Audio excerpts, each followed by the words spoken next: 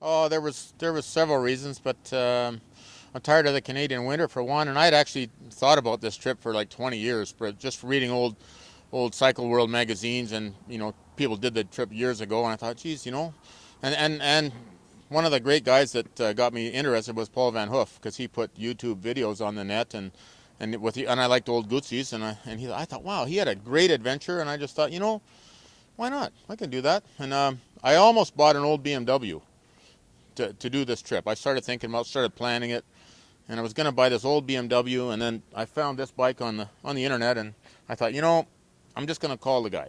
So I called him up, and it was in Florida, and the guy was sound really. He was a slow talker, and he sounded really sure of himself, and he just said, this is a great bike, low miles, it'll run forever, and he talked me into buying it, and he helped with the shipping to get it up to Washington State, and I came down and got it and brought it up to Canada.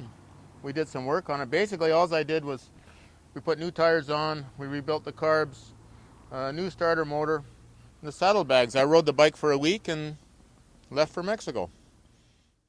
Uh, Bikers are a minority. They really, might is right all down there, and I got run off the road almost on a daily occurrence. It was just, but it's not a big deal. You got to anticipate, you got to look ahead and see what's going on, and be prepared to, always checking out the ditch and see what the shoulder's like. And anyways, this was in northern Brazil, and I want to say that soccer is the Brazilians' game. It's their passion and whatnot, but I think I think driving is probably their favorite contact sport, and this big Sammy came at me in northern Brazil on a straight stretch, trying to pass about at least 15 vehicles in a row.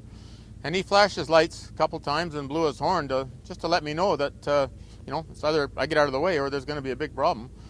And there was a bit of a bend in the road, and I looked at the shoulder right away, and there was a big hole. And I just sort of judged my speed and the distance and said, oh, I got to get off the road before that hole.